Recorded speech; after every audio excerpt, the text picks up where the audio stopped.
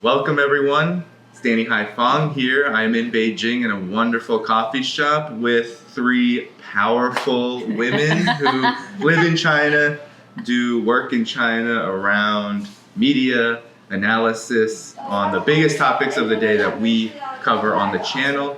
And I'm just going to have them introduce themselves just because there's some new faces and there's a returning friend. So how about you, Zoon? How about you start? Okay, my name is Zoon Ahmed. I'm a Pakistani researcher, analyst based in Beijing for about 9 years now. It's 9 years exactly this month. And basically, I work for the Center for China and Globalization. It's a Beijing-based think tank.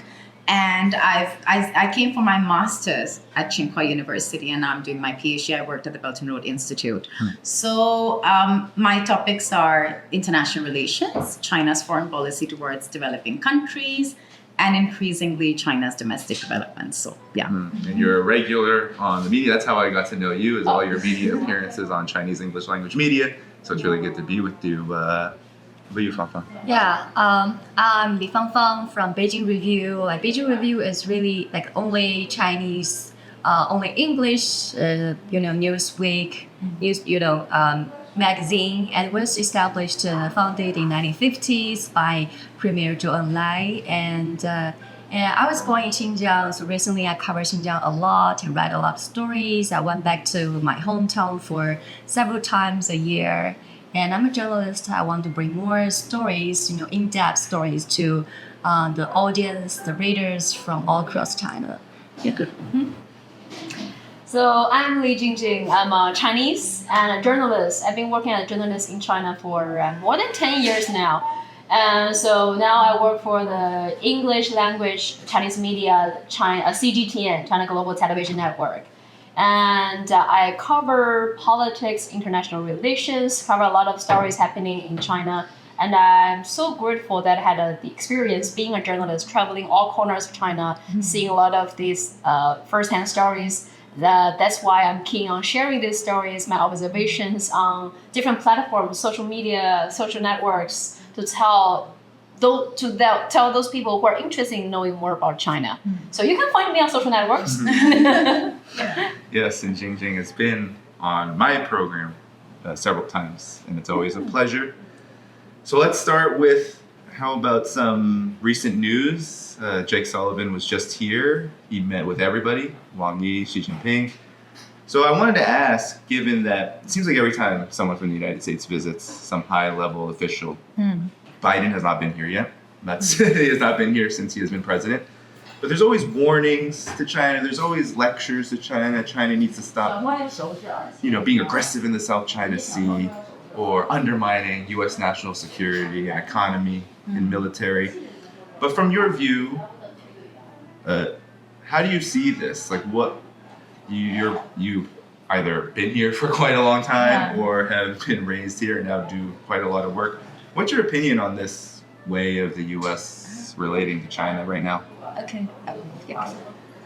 Sorry. Okay, I'll say a sentence maybe, and then we can. So I think personally that if you follow American politics, especially since the point that it became obvious that China is going to be a competitor, then China has followed a system that is unique. So that sort of, derails the American narrative that you need to be a certain way to be successful, to be impactful in the world when it comes to governance down to domestic economy. So I think if you keep all of that in consideration, what is happening is expected. And I think that there's mostly a domestic audience for this kind of narrative by the United States. I think since 2012 especially, we see that rhetoric. People in China, people especially in the global South, they do not resonate with the way the United States is approaching, because they see how the US has treated the world. I've been to the States a lot of times. I was there recently. I love the people and the country, but the American imperialism's impact on the world, including people from my part of the world, Pakistan, has been horrendous. So I think it's expected, but at the same time, the way China reacts is positive, because China is more about acting cooperating, which is different from what the US has done since especially 9/11, right? And at the same time, I think we shouldn't expect better. There's no reason to take some of those words seriously. What China is doing is engaging the Asian Pacific countries, engaging developing countries, engaging Europe as well, as much as possible. So yeah, it's disappointing, but is it really impactful? I think that's a serious question that people should try and answer. Well, I think we have got used to this kind of visits from high-level American politicians. My apartment is really close to the Diaoyutai State Guest House, so we've always seen like distinguished guests from the states, from other countries, especially from the U.S. At the very beginning, like maybe years before, we really looking forward to some fruitful results will be agreed by the U.S. Politicians and with our state leaders. But gradually we've got used to the usually there will not be some specific results or achievement reached by the politicians or the leaders from both countries. We just get used to this kind of states with visits without any tangible, result acts from their meetings. So, yeah. To me, I think this visit, on one hand, is important. On the other hand, it's not that important. Important is China and America are both big, important countries, and if we have conflicts going on, it's gonna hurt many countries. So it's good that leaders from both countries are talking, and there are some changes each time the U.S. officials meet with Chinese officials. Remember several years ago in Alaska, the U.S. leaders were talking down on Chinese leaders, giving lectures. But now, after the talk in Vienna, in Malta, in Bangkok, you see each time their tone is weaker. They gradually learn okay, we probably need to stop giving lectures, but rather talking to them. So this time they brought a lot of Chinese speaking staff, right? Shocking, right? Very shocking. Finally, you Chinese-speaking brought staff. the biggest team, and all at the study the Chinese were interested in China. So I mean, at least brings people with language knowledge is a sign they are interested in talking to you. Yeah. But on the other hand, we know, no matter how many times they gonna meet you, they're gonna do the same. Just a few days ago, after the meeting, I still see the post from U.S. Embassy talking about Xinjiang, the Uyghur, still spreading the same lies. So we kind of expect what they're gonna do. What they say doesn't matter. His actions speak louder. Yeah. They're still creating some conflicts in business, in South China Sea. So probably nothing much gonna change.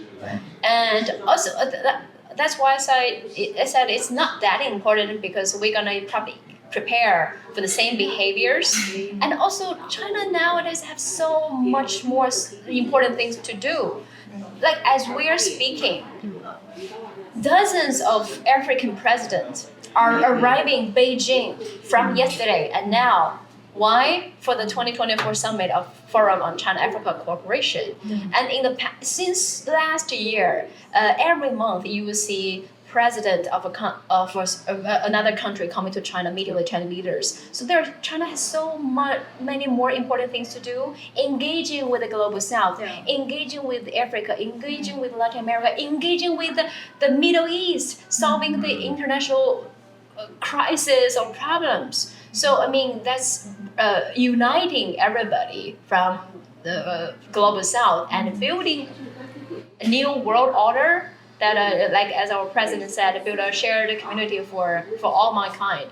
So in that sense, I think America gonna be America. So, but it won't change what China gonna do. I will just add, I agree with you. I mean, I think the disenchantment with American involvement with the world and the double moral standards has existed for decades. The demand to be better represented has existed for decades as well. Not just decades, I mean, since the 50s. Maybe we can get into more detail for that. And I think what China is right now doing is demonstrating receptivity to that existing demand, to those existing realities, to the fact that countries realize that moralistic double standards have been applied to them wrongly and have disadvantaged them to a great extent. So I think the diversity that China embraces in its public, also its foreign policy and its communication is being well received. And at the same time, I think for the United States, it's also changing the US's posture a little bit. I think the degree to which the US is talking about development, infrastructure, practical needs, poverty, climate change is changing because there is competition. Yeah. And I think as someone from the global south as well, I mean, I think that's a positive thing if what China is doing, if China's walking the talk, and that is inadvertently also, maybe in a slightly positive way, impacting the degree to which the traditional powerful countries are focusing on the global south, even if it's not effective yet.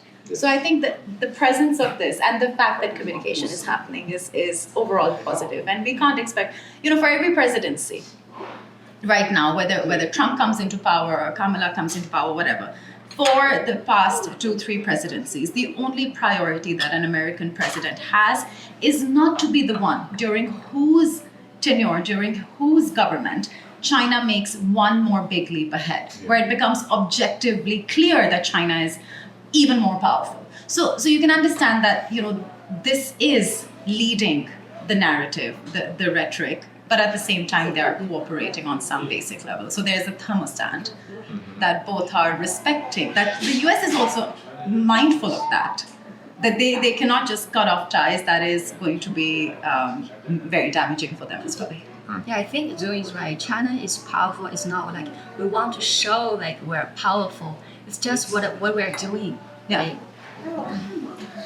Yeah, I mean, the contrast that you all spoke of is very real because as you were talking, Jing Jing, about the FOCAC, the Forum on China-African Cooperation, I was just driving by on my way here to this coffee shop, and we drove by Tiananmen, and flags from all of the participating African countries are hanging high, and they'll be hanging for the duration of the meeting. There's no equivalent of that in the United States. Mm-hmm. The United States does not have forums. It does have, as you were talking about, Zoon, this reaction of, oh yeah, we need to focus more on the global south. We need to build alliances, right? We need to build alliances. We need to build alternatives to the Belt and Road, things like that.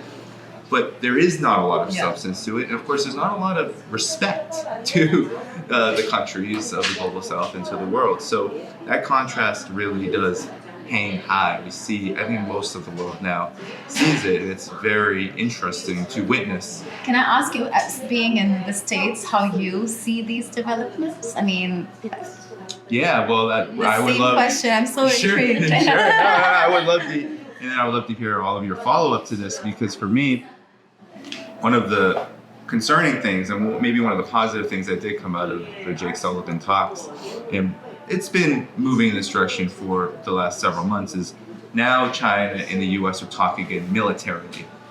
And the biggest risk I see, the economic war, the sanctions, doesn't have much of an impact on China. It does, but China's still moving very fast in the direction they want to go in. And the United States is not investing enough to compete in these areas like tech. But it's the military risk that I see as very dangerous, because even as these talks were happening, and even as the United States enters this election period, there is constant provocations in the South China Sea, on China's border, all of the time. Even as we speak, they're talking about the Philippines. I was just reading an Economist article talking about the Center for New American Security. Just did another war game. They love doing war games between the US and China, which is maybe not the way we should be spending our time, but they are funded by weapons contractors, and they want to hype up this potential war. And they talked about their biggest complaint was, well, China has all these advantages because it's located in the Asia Pacific, and because if you were to conduct any strikes on China, it would be a huge nuclear risk, right? Because anything that the US does in this region, China doesn't have military bases in Myanmar, Malaysia, Philippines doesn't have military bases. the U.S. has military bases, installations, its navy is all around. But is that also the becoming Pacific. unpopular with an average American who sees their lifestyles becoming, because that's the conversations I was having. Right. A lot of people had so many curious questions about China. A lot of my Right. family is not Pakistani origin either, you Sure. know? And they also, I mean, I felt that an average American who just does their business, who's Right. curious about the world, they had basic questions. And then you talk about, okay, what is China's priority as a country? You know, it's about job creation, blah, blah. I mean, that from that strategic mindset, you come down to what really matters to ordinary people. And maybe that's what American governments might need to be more wary definitely. of. I agree. And I think right now, when it comes to U.S.-China relations among ordinary people, because the U.S. is in the news, where is the U.S. most embroiled, right? It's West Asia, Middle East, because of the Gaza situation. And Afghanistan recently. You know, the whole region now, the U.S. is, again, even more intensely embroiled than it was prior to October 7th. Yeah. And of course, Ukraine, right? That's in the news every single day, so people hear about it more. China is right now, I think, being viewed as that other conflict where you'll get reports that are, you know, mainly hostile, a lot of misinformation, maybe some kernels of truth about the situation. But I think ordinary people are not paying attention to it as much, which may be a good thing, because when China is the focal point, we see these huge spikes in a deterioration of public opinion, because people are getting most of their information from the Western media, and the Western media tells them how bad China is, how they should be afraid. But I will say, Zoon, if there's ever a situation where the US and China are in a conflict similar to, let's say, what's happening with Ukraine, if that ever happens, I believe that public opinion will shift quite dramatically, because I don't think there is an appetite for more. Even what's happened in Ukraine, we've seen the U.S. spend tens of billions of dollars, $100 billion plus, to facilitate that conflict. And people are tired of it. Most people, and it may determine the election this year, most people don't want to see what's happening in Gaza. They want that to end. Regardless, everyone has their different political perspective, but most people want to see that end. If you add another conflict to the mix of that, if those are ongoing, I do not see people in the United States being very enthusiastic about it. Because, as you know, as you mentioned, They've seen as you know, mushroom 20 clouds plus, before. yes, that too, but 20 plus years, Yeah. right, especially the last several generations, have only known war, right, in terms of foreign policy. So I do think that and that's why I appreciate China's approach of continuing to talk. Let's keep connected. Such a patience. Yeah, because even though it is discouraging to see public opinion drop on China, it is discouraging to see the deteriorating relations, things can change quite dramatically, in my opinion, in terms of how at least Americans think of it. Because I am optimistic like you that Americans, when they are exposed to something and understand it better, that they will not. I'm curious about Zoom, like in Pakistan, how people there think about U.S., China, the competition between the two countries. It depends. I think an average Pakistani will not think this is the hot topic of their lives. You know, our domestic politics is very vibrant. It's hard to keep up with. I think anyone who follows a little bit knows that there's a lot going on constantly. But I think generally, you know, if you talk about people from think tanks, decision makers, you know, back in 2015 when I came to China, people weren't really focused on how far China has come in major think tanks at least, and how much of an impact this will have on our country or developing countries at large. And today I think there is a much more acute awareness of this growing competition. But unlike a lot of countries, you know, who have a mixed relationship with both, for Pakistan, China and Pakistan have been closest of friends, brothers, literally. The sentiment, the knee-jerk feeling towards China is the most positive out of any other country, actually. Yeah. So that said, you know, we always know that. And plus, after the China-Pakistan economic corridor, these major investments, that feeling of not just a sentiment, but that translating into action that's beneficial for Pakistan has also strengthened our ability to see a long-term stable future with China. And when it comes to the US, I mean, obviously people have admired the US, but also we have very strong anti-American sentiments. We've had a lot of US flags being burned in different protests. The Afghan war, it's symbiotic, between Pakistan and Afghanistan. So that has been a very traumatizing experience for us. So I think an average person will look at the relationship with the US and with China very independently. To what extent do we think that this potential worsening of the trade war or ideological competition will actually impact Pakistan is something that maybe an average person is not really talking about. But I think it does affect us, It's not the hottest topic, but I think we do genuinely, I think people see the relationship. We want to work with both. And I think that is the global south at large. Mm-hmm. And I think this is actually, that's an important question, because for a lot of countries, if the US comes up with a good plan for poverty alleviation, which has no political strings attached that we've had a problem with for so long, that, whenever these NGOs or aid agencies come, they come with a political agenda domestically. If they stop doing that, and if they build dams like they did in the 60s for Pakistan, or they help us with agriculture, sure, we'll take it. Mm-hmm. We'll take it from China, we'll take it from the US, we'll take it from Europe. We'll take it from, any country. And that's also the secret of China's development. Right. Working with countries that they were politically challenging pasts with.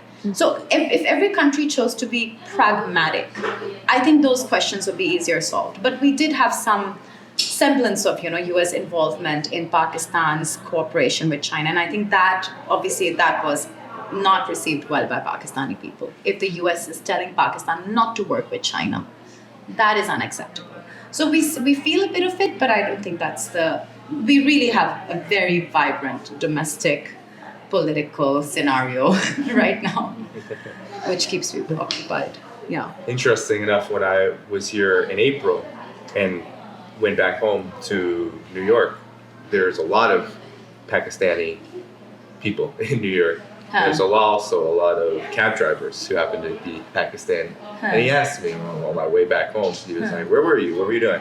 I told him I was in China, and he lit up because he lives in Lahore, and he was like, wow, China has invested so much in Pakistan. I see it all the time. I see it all the time. This is, that's really cool. And I told him what I did. I go over there, I do some coverage. I'm not really happy with the way that the U.S. talks about China and does policy around China. And he's like, oh, yeah, we need more of that because there's just so much misunderstanding. And I think that's a lot of the world. They wants to see the U.S. behave as a normal country. Yeah, as a country that, of course, has its own interests, but is not above the law. Yeah, not above the law, not dedicated to undermining the interests of others just because they may be pursuing another path or even just a more balanced path. This is what we see a lot now. Even for example, the investments that came into Pakistan, they really did come at a point where Pakistanis were suffering. We were deindustrializing, there was load shedding, it was, when those were announced, people, I've said that in many interviews as well, you really cannot describe the feeling Pakistanis had countrywide. That's finally China, a country, is coming to invest in things that we desperately need. But that said, I think for most Pakistanis, because of that moment, China stepped up for us. The expectation, we seem to believe that it's practical for us as developing countries to expect better from powerful countries. You don't have to act like the US. You can act like China. You can actually try and understand what the country really demands. So you feel more respected. So I think that's for Pakistan and many other countries. That reminds me, because I went to some Belt and Road countries to see some projects, either Pakistan or Greece or Tanzania. I mean, one common thing all the local people said, well, Western media, US, complained so much about China investing in our countries. Yeah. But when we were desperate, China was the only country that give us a hand. Yeah. Remember Greece when they were facing the crisis? Because now the Pirates port is mostly belongs to sponsored by this Chinese company. they almost broke. They have hundreds of years of history. They almost went bankruptcy, but China's company was the only one that went to help them. And Pakistan told me the same. Well, we were desperate, and China was the only one willing to help. And Tanzania with the Tazara Railway that was built in 1970s, China's first foreign aid program. It was the same. Tanzania actually went to the United Kingdom, the Soviet Union, to US to ask help. None of them want to help because they think that won't bring them enough benefits for so much investment. So they refused, they turned it down. And China said, okay, we can help from construction to design and interest-free loans. So if you don't like China working with this country so much, why don't you help? Where were you when they were asking for help? What do you think of these countries? I mean, they also have agency. Yeah. Pakistani leaders may not make the best decisions at times. Maybe Tanzanian leaders don't either, etc. But they have the ability to decide for their country. So it's so disrespectful to the countries that are cooperating with China when you place all the onus or the burden of this, justification on China. So I think that's another demonstration of deep disrespect for developing countries. Same for like Xinjiang during the 1990s, maybe the early 2000s, when terrorism, was very serious, and no human rights watchers, observers said, okay, you have human rights issues, we can help you. But when Xinjiang is getting back to the normal track, people are living more happily life, and they come to Xinjiang and say, oh, you are like violating human rights. I'm kind of confused, Yeah. I mean, we can talk more about all of this. I think what's so interesting is that we do have, we just talked about Xinjiang, we were just there. We went to an exhibition hall that educated us about everything that had happened there from the 90s into 2016, just the horrific attacks. And for my first reaction was, the Western media might have covered these in very small reports, but it wasn't really a big problem. Xinjiang wasn't oh, look at how badly things are going there. It's just, okay, the attacks happening here, attacks happening there. But now that things are quiet and there's development, maybe we can talk more about that, because you were talking about the Belt and Road, all this development, CPEC. Like, China also has its own needs, and people in Xinjiang were just stripped immediately of their agency in the Western media narrative. They were not... It was consulted. Yeah, they were not going to, those who were consulted, though, just happened to be in London or Washington, right? It's always just those few people. Yeah. It's always those few faces. Everybody else is brainwashed. Right? Yeah. Millions of people in Xinjiang were brainwashed. But only those 8 to 7 people in Washington, D.C. are the true Uyghurs that represent Xinjiang in Western media. Political influence. And they choose to overseas for maybe generations. Yeah. Thank you for tuning in to my latest video. I appreciate all of your support. This channel, however, needs your help. I am seeking to make this channel more sustainable in the long term and upgrade necessary equipment to ensure that this work continues onward and makes progress to give you all of the geopolitical analysis that you all deserve. For that reason, I'm asking you to become a member of my Patreon community at patreon.com/DannyDhaiphong. You can find that link in the video description or in the pinned comment below. For whatever amount you choose to give, just know you are supporting independent media that you can't find anywhere else. Thank you so much, and I look forward to the next video.